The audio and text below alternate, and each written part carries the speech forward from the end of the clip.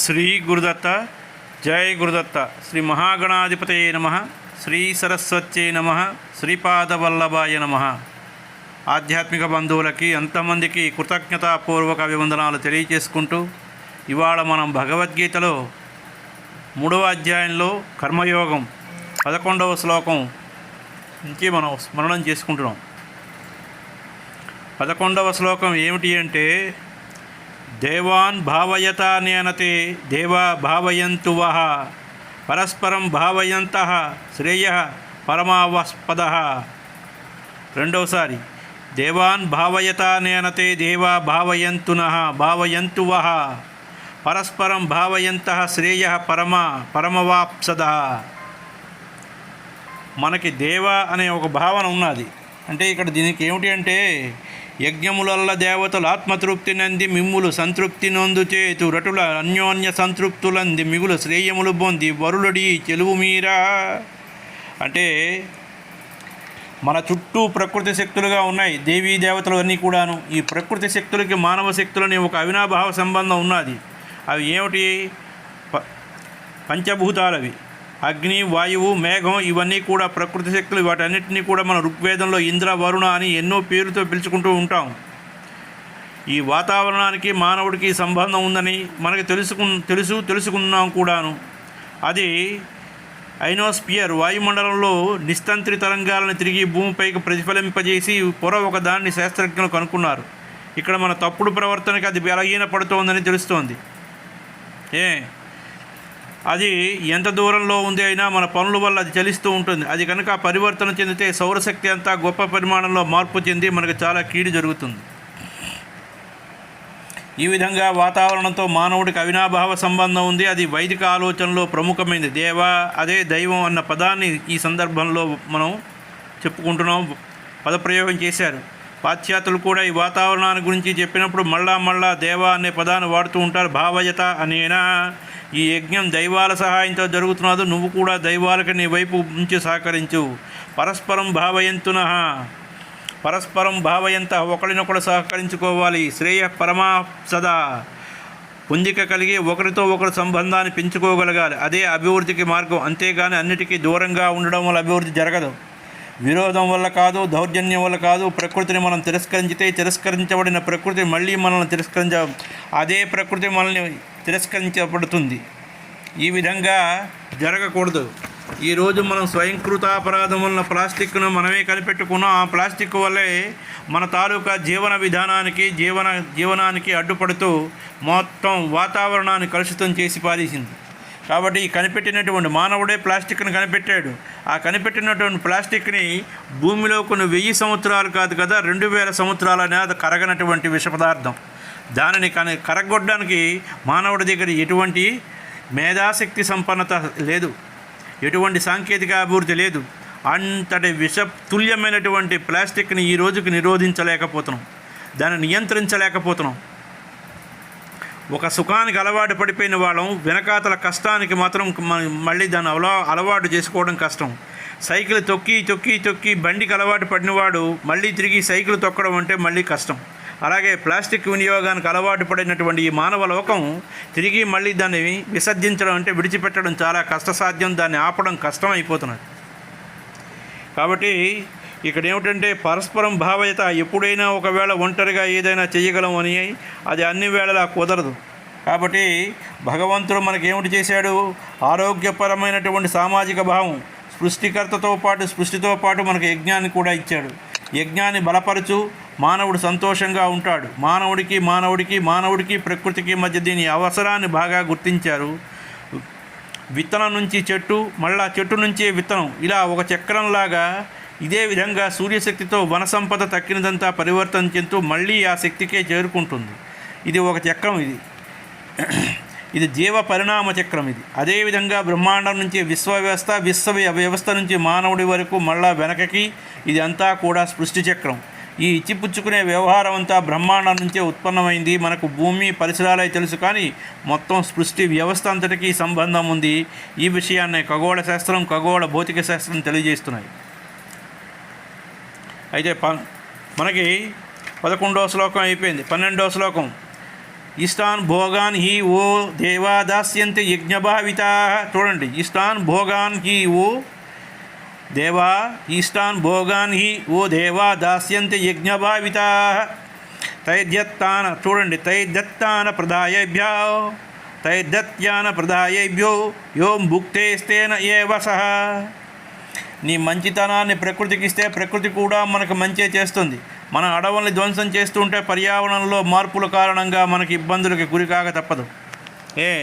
చూడండి, ఇంతకుముందు ఓజోన్ పొర పూర్తిగా పలచబడిపోయింది. కరోనా మహమ్మారి రావడం వలన ఢిల్లీ లాంటి మహానగరంలో ఓజోన్ పొర పూర్తిగా 100% పూర్తిగా మళ్ళీ కోలుకున్నది. మళ్ళీ మొదలైంది. మానవ జీవులకి ఎంతటి ప్రమాదపు ఘటికల్లో మనం చవి చూసేమో, అంతటి ప్రమాదాన్ని చూసినప్పటికీ కూడా మళ్ళీ మనలో ఎటువంటి జ్ఞానం బుద్ధి మళ్ళీ రాదు మానవుడికి. మళ్ళీ ఆశ, మళ్ళీ నాకు రాజకీయ జీవితం కావాలి, నాకు పదవి కావాలి, నాకు ఇది కావాలి. పదవి వ్యామోహం, పదవీచ్యుతుడైతే అవతల వాడిని ఎలా దించాలి, యువతల వాడిని ఎలా కొట్టాలి, దొంగ సాక్ష్యాలు ఎలా సృష్టించాలి, అవతల వాడిని ఎలా చేయాలి, ఇదే కుయ్యెత్తులతో ఆస్తులు సంపాదించి కూడబెట్టి చిట్ట చివరికి నువ్వు ఎక్కడికి వెళతావు?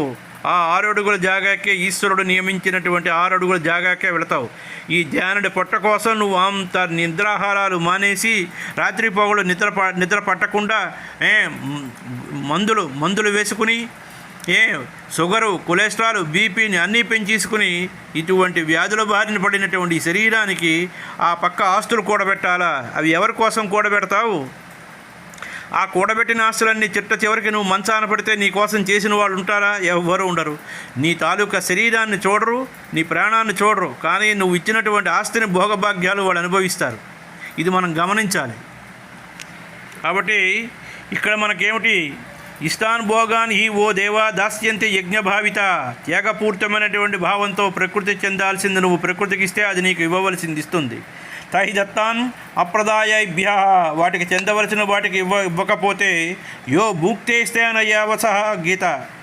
అతను పెద్ద దొంగ అంటే అక్కడ పెద్ద దొంగ అంటుంది. మనం మన నదులు, జలాశయాలు, సరస్సులన్నింటినీ కలుషితం చేసేద్దాం. దానికి కారణంగా మనం ఇబ్బందులు పడుతున్నాం. నీటి కాలుష్యం, వాయు కాలుష్యం వల్ల పర్యావరణం మొత్తం కలుషితం అయిపోయింది. దానితో ప్రకృతి సమతుల్యత నశిస్తుంది. పర్యావరణంతో పాటు మన జంతుజాలాన్ని కూడా రక్షించాలి. ఆధునిక నాగరికత ప్రపంచమంతా దొంగగా ఉంటుంది. ఇప్పటి శాస్త్రీయ చైతన్యంతో ఇక మీదట మనం దొంగలుగా ఉండబోం. అందువల్ల మనం ఇప్పుడు అడవులను రక్షించుకుందాం, కొత్త అడవులను పెంచుకుందాం. అప్పుడు కలిగే ప్రయోజనంతో అందంగా, ఆరోగ్యంగా ఉందాం. ఇచ్చినాక వచ్చిన వాటికి ఆనందించు, కానీ నువ్వు ఇవ్వకుండా వచ్చిన వాటికి ఆనందించకు. నువ్వు దొంగవి కాకూడదు. చాలా ప్రదేశాలు విపరీతమైనటువంటి కలుషిత ప్రదేశాలుగా మారాయి. మనం ఎంతో కాలుష్యాన్ని అనుభవిస్తున్నాం. సరస్సులు కబ్జా చేసేసారు. చెరువులు కబ్జా చేసేసారు. దానికి లేఅవుట్లు వేసేస్తున్నాం. చెరువులు కబ్జా చేసి గట్టిగా వర్షాలు 4 రోజులు వర్షాలు కురిస్తే మొత్తం నీటిమయం, జలమయం అయిపోయి ఇళ్ళు అన్నీ మొత్తం మునిగిపోతూ ఉంటాయి. చిట్ట చివరికి మాకు ఏమీ అందలేదు, మాకు ప్రభుత్వాలు ఏం చేసాయని మళ్ళీ మనమే నిందించుకోవాల్సిన పరిస్థితి మనకు ఏర్పడుతున్నది. యజ్ఞయాగాలు, పూజలనంది మీకు నిష్టభోగాలు నొసగురుదేవుడు సురలు వారొసంగిన వానిని వారికి ఎడక అనుభవించకు. కృతజ్ఞుడే అవని దొంగ అంటే భూమిని సంచరిస్తున్నటువంటి దొంగ ఎవడు? మానవుడే. కాబట్టి ఇక్కడ కృతజ్ఞుడు అని 2 రకాలు ఉన్నాయి. కృతజ్ఞత అంటే ఎవడైనా సహాయం చేస్తే, ఉపకారం చేస్తే ఆ ఉపకారాన్ని మర్చిపోకుండా దానికి పర్యాయంగా వినయ విధేయులతో తప్పనిసరిగా దానికి పర్యాయంగా ఏదో వెంటనే విధేయుడై ఉంటాడు.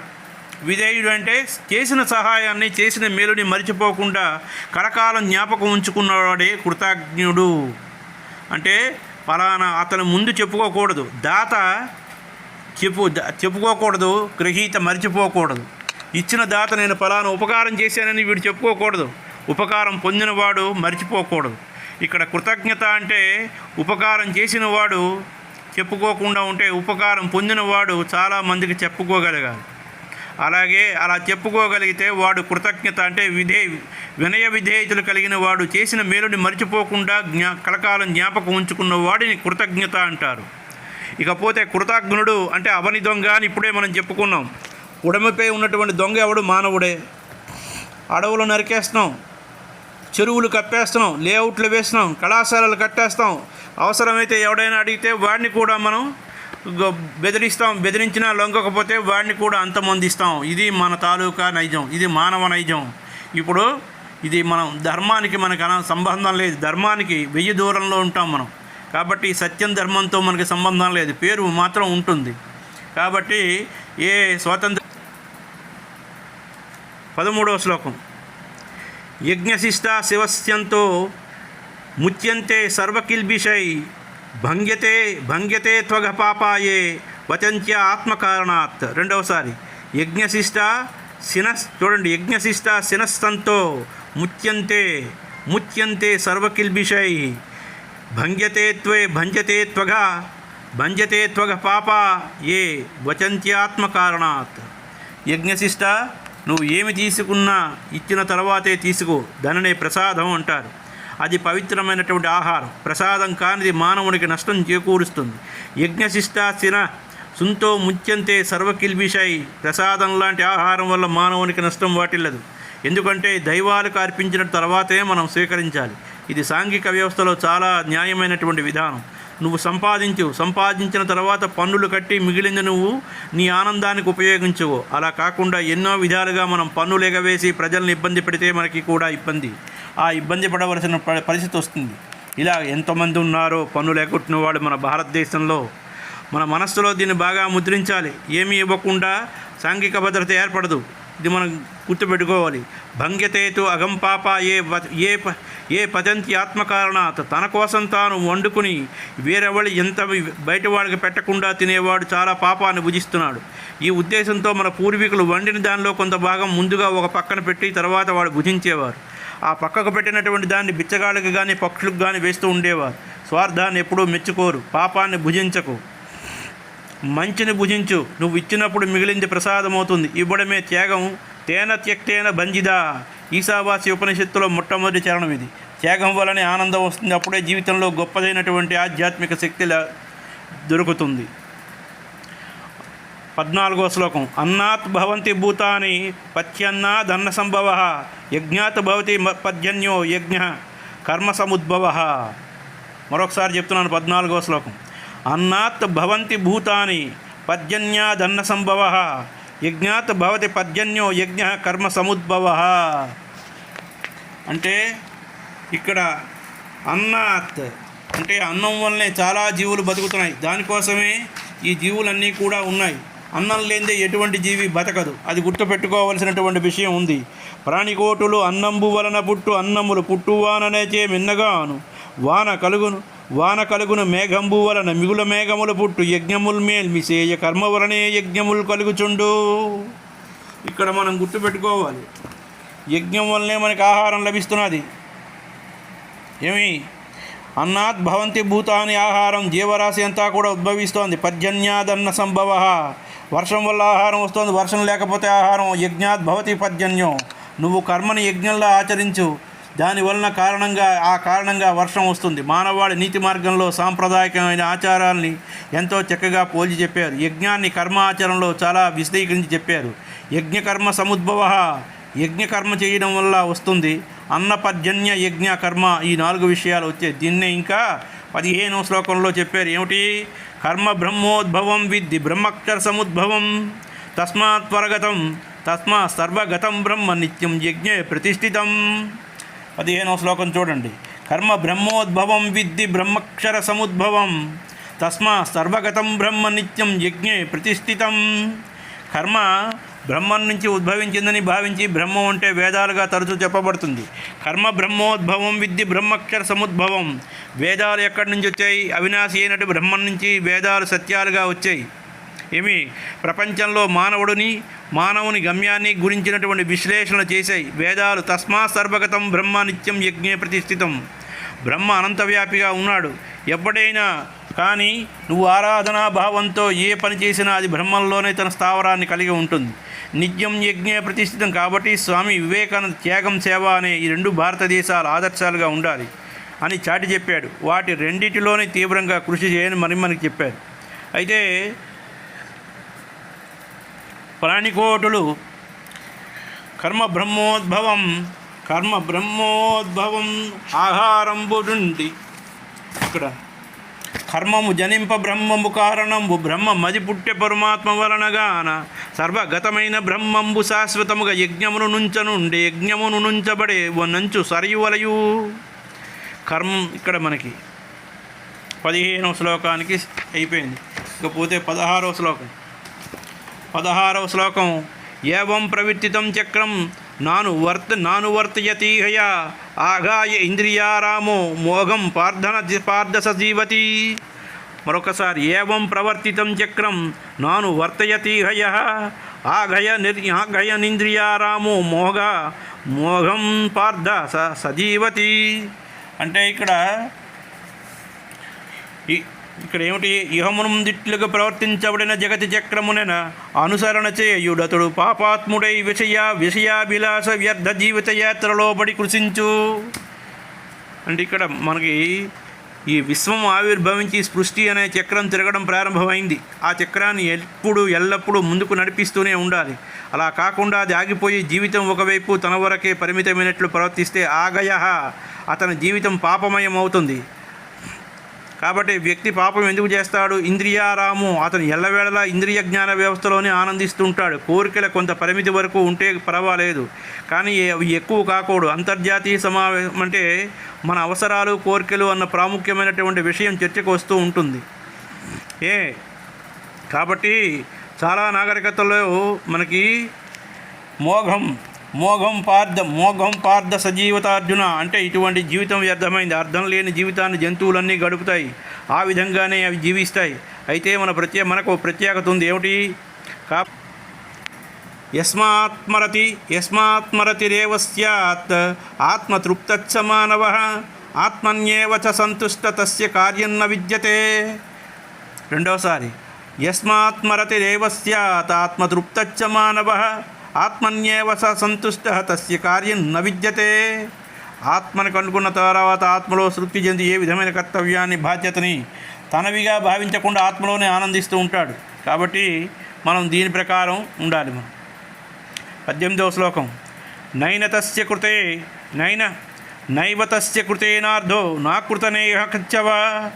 చూడండి, నైవ తస్య కృతేనార్థో నకృతనేహ కచ్చన నా చాస్య సర్వభూతేషు కచ్చిదర్తవ్య ప్రాశ్రయ నా ఏవ తస్య కృతేనార్థ. ఏదో ఒక పని చేసి పొందవలసింది అతనికి ఏమీ లేదు. మనం 10 సంవత్సరాలు పిల్లలప్పటి నుంచి కష్టపడు సాధించాలని చెప్తూ ఉంటాం. అంటే అన్వేషణలో ఆధునిక మానవుడు అన్న పుస్తకంలో కార్ల్ యాంగ్ సాధించు అన్న పదం మొదటిగా పదప్రయోగం చేశాడు. ప్రపంచంలోకి వెళ్ళి ఏదైనా సాధించాలి, ఆ చిన్న వయస్సు ఏది చేయకుండా కూర్చోకూడదు. కాబట్టి మనం ఏదో ఒక కృషిని తప్పనిసరిగా చేస్తూ ఉండాలి అని దీని తాలూకా భావం. 19వ శ్లోకం తస్మాదసక్తః సతతం కార్యం కర్మ సమాచర అసక్తో హ్యచరన్ కర్మ పరమాప్నోతి పూరుషః. రెండవసారి తస్మాదసక్తః సతతం కార్యం కర్మ సమాచర అసక్తో హ్యచరన్ కర్మ పరమాప్నోతి పూరుషః అసక్తః ఆచరన్ కర్మ. కాబట్టి కర్మబంధం లేకుండా చెయ్యి, సతతం ఎల్లవేళలా ఎప్పుడూ కూడా. తత్ ఆసక్త సతతం కార్యం కర్మ సమాచర పరం ఆప్నోతి పురుష. బంధం లేని కర్మను నిర్వహించినప్పుడు ఎవరైనా ఉన్నతమైనటువంటి దాన్ని పొందుతారు. బంధం లేకుండా కార్యనిర్వహణ ఆరంభంలో కష్టంగా తోచవచ్చు, కానీ దానిని అన్నిట్లోని పాటిస్తూ చేస్తూ పోతూ ఉంటే అది తేలికయి అసలు బంధమే లేకుండా చేయడం కర్మగా మారుతుంది. ఇటువంటిని వింటే అమ్మో ఇదంతా మన కోసం కాదు, ఋషులకి మునులకే ఇంత నిర్దాక్ష్యంగా కొట్టి బారేస్తాం. అలా కాకుండా మనకు ఎందుకు సాధ్యం కాదు, ఎన్నో అసాధ్యమైనవన్నీ సాధ్యమవుతున్నాయి అని నేను చేసి చూస్తాను అన్న పట్టుదలగా మనకి ఉండాలి. మనకు ఆధునిక యుగంలో అహింసావాదం మాత్రం ఎందుకు సాధ్యం కాదు అన్నారు. కాబట్టి ఇలా వెళ్ళాలి మనం.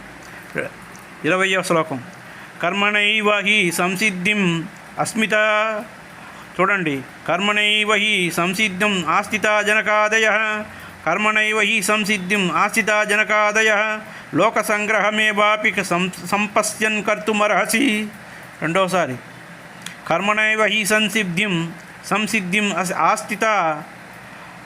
ఆస్థితా జనకాదయః లోక సంగ్రహమేవాపి సంపశ్యన్ కర్తుమర్హసి. అయ్యా ఇక్కడ ఈ 20వ శ్లోకంలో మనలో కేవలం మన దేశం వరకే అన్న భావం కాకుండా అంతర్జాతీయంగా అందరినీ మేలు కోరే భావం ఉండాలి. జనక మహారాజు యుద్ధాల మధ్య ఉన్నా కూడా బంధం లేని కారణంగా పరిపూర్ణుడు కాగలిగాడు. అదే గొప్ప సాధన. ఆత్మజ్ఞానం కొంచెమైనా వస్తే ఆ అమోఘమైనటువంటి శక్తి మనకు వస్తుంది.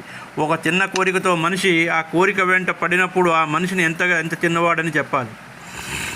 ఎన్ని గొప్ప అవాంతరాలు వచ్చిన ఆత్మజ్ఞానం పొందిన వ్యక్తి ఏమీ చెలించడన్న సంగతి మనం కిందటి అధ్యాయంలో మనం చెప్పుకున్నాం. అపూర్వమానం అనే శ్లోకంలో చెప్పబడింది. నీకు ఉపయోగం లేకున్నా లోక సంగ్రహం వాపి సంపస్యన్ కర్తుమర్హసి. లోకంలో ఇతరుల కన్నీటిని తుడవడం కోసం నువ్వు కర్మని ఆచరించాలి. ఇతరుల కన్నీటిని ఆఖరి వ్యక్తి వరకు తుడవడానికి పనిచేస్తూనే ఉండాలి.